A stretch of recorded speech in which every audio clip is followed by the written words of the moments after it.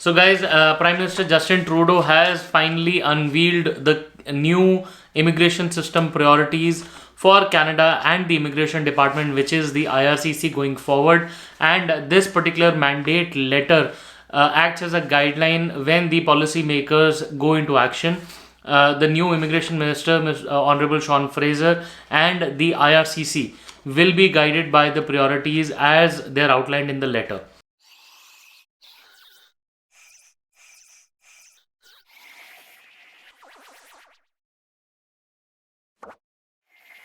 Hi guys, welcome back once again. My name is Sahil and I'm a regulated Canadian immigration consultant and I practice in Brampton, Ontario. My office is here. If you have to get in touch with me, my number is on the screen and the details are there in the description box. More than happy to connect with you. Guys, before we move any further, please make sure that you hit the subscribe button and the bell icon because we talk a lot about Canadian immigration. And if you are an aspirant of coming to Canada, then this is a channel that you must be tuned into all the time. So, guys, today's topic of discussion is very important. It's this mandate letter which has been unveiled by Canada's Prime Minister, Honorable Justin Trudeau. And very recently, he introduced this letter, this mandate in the cabinet, where the new immigration minister, Honorable Sean Fraser, and the IRCC, which is the Immigration Department of Canada, will be guided upon by this particular letter. So, in a nutshell, this letter is going to decide upon what the coming policies and what are going to be the focus guidelines of the immigration department, how the immigration department is going to make its new decisions, what can you expect going forward. So, guys, without wasting any time, here are the top giveaways or the takeaways that we could draw from this mandate letter. It's a big letter that we've gone through, and this letter right here is by Justin Trudeau himself. So here are the details. Now, first things first, what Prime Minister Justin Trudeau has said is that Canada should continue to bring in newcomers to Canada, and they should also drive economic growth. Now, part of the economic growth and the economic plans are usually like programs like PNP, the Express Entry for sure. You have a lot of temporary foreign worker programs also, which ultimately lead to a lot of economic growth. And then the plan clearly says that you should follow the 2021-2023 immigration plan, the levels plan, due to which the expected number of immigrants in the year 2022 is going to be 411,000 people.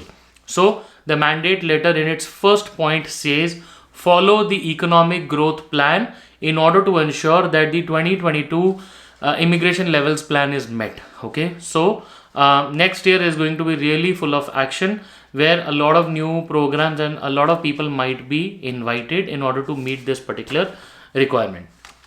The next thing what it says is that the new immigration stream should be expanded upon, where human right defenders and should be protected. The immigration department must work with the civil society groups in order to provide resettlement to these human right defenders and people who have life threat on them. Okay, so anybody who's trying to defend the human rights, Canada thinks of them very highly, and then the mandate letter says that they should be protected, right? So work on expanding the new immigration stream for them. The letter then also focuses on facilitating a safe passage with regard to resettlement of vulnerable people in the Afghanistan region. We all know what's been going on in Afghanistan. So refugee resettlement, and they are aiming to hit 40,000 people being resettled to Canada in the coming few weeks, months or years, right? So the mandate letter clearly says you should work on resettling those people at the earliest. The next thing what the mandate letter says, the application timelines, the processing times must be reduced at any cost, right? The letter says that it must also address on the ongoing backlog and the ongoing delays that have impacted that have been impacted by COVID-19 as well. So IRCC must come up with the policies and the changes in order to reduce those processing delays and facilitate faster processing of the immigration, the visas and all of those, right? They further say that the family reunification must be dealt with accepting the applications more electronically, and also a new program must be put in place to issue temporary resident statuses to spouses and children who are waiting outside Canada in order to reunite with their family members inside Canada.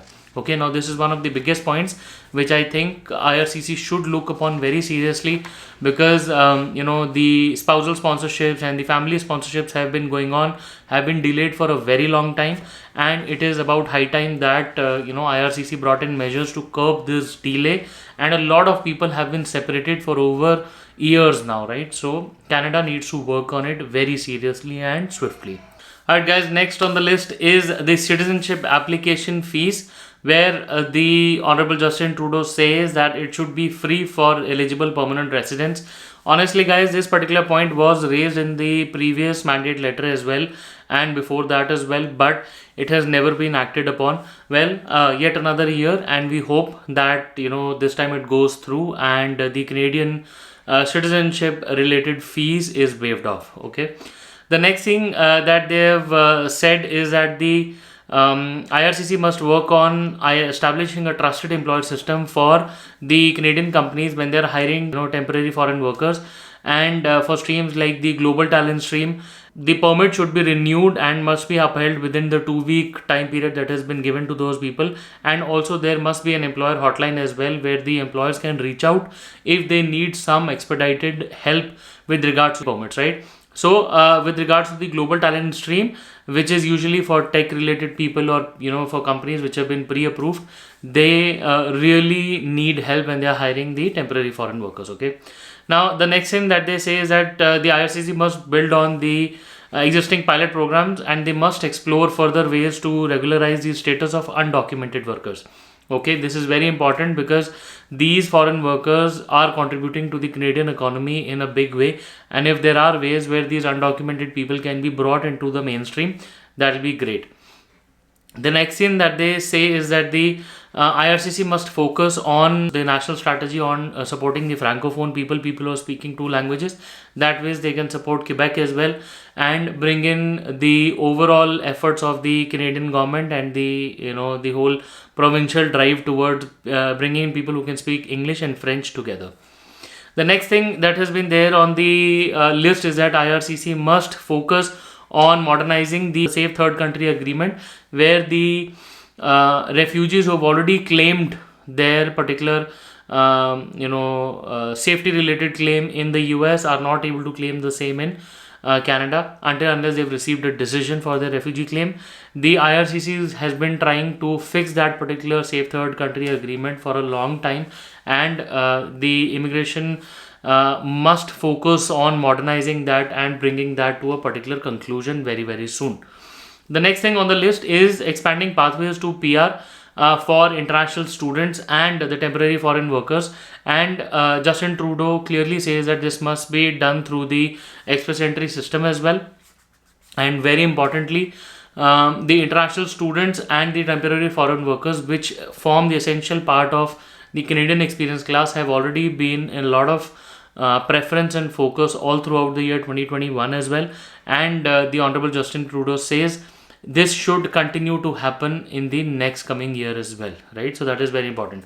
They are also trying to say that IRCC must focus on the municipal nomination program, where they should work on medium-sized communities, where programs like the Rural Northern Immigration Pilot Program and the Municipal Nominee Program, which is upcoming very soon, should be brought in focus. IRCC must also focus on making the AIPP permanent. This is a part of the letter that they have said, and all of this clearly says that not only the big cities, IRCC must get into the province and think on a municipal level as well, where the people can be driven towards these lesser populated communities and more benefit can be given to the employers that are there trying to raise the community as well, right?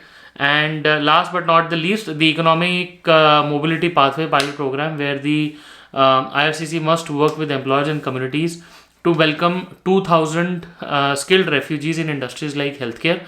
So this is a pilot program that they are coming up with very soon, and they are trying to pick up refugees across the people who are trying to apply to Canada, which people who can contribute towards the skilled part of the economic growth that IRCC is trying to attain, right? So they want such, already they're refugees, and they want to pick 2000 such people who are skilled within those refugees, right? So they are much more easier choice where people can merge with the mainstream of immigrants very soon, right? So guys, overall, if you look at the mandate, a large focus has been put towards family reunification, to be precise. They are trying to focus a lot on refugee claims, trying to safeguard the human right defenders as well. Then they're also laying down heavy focus on economic classes, where they say international students, temporary foreign workers, with the with the global talent stream related clause and the everything, they are trying to make it easy for foreign workers and international students to claim their PR in a more easier format. The another thing that can be broadly driven from this particular mandate letter is that they are trying to go to the municipal level, and they're going to go away from the mainstream cities and trying to get to the other cities where people can be driven and the population can be expanded, right? So instead of focusing only on Toronto and Vancouver, they want to go towards the Atlantic provinces or the rural northern immigration pilot programs and the other programs, where they're also trying to focus on the francophone communities as well, right? So guys, overall, I hope the mandate letter brings in lot of great insights into what IRCC plans on a on a broader level, and how these broader level guidelines trickle down to how the TR to PR pathway came, how PNP draws are coming, how CEC draws are currently on hold and they'll be coming soon, how FSW draws are gonna come in, right? All of this is clearly indicated in these particular points that I just mentioned in the mandate letter. It's really important for people to understand the thought process of IRCC and the people who are driving it, right? So guys, I hope good information for you. And once again, if you still have more doubts, if you still want to discuss your particular case, more than happy to discuss your case. My number is on the screen and the details are there in the description box. More than happy to connect with you guys. Until then, I wish you all the best, and I really hope to see you soon in Canada. All the best.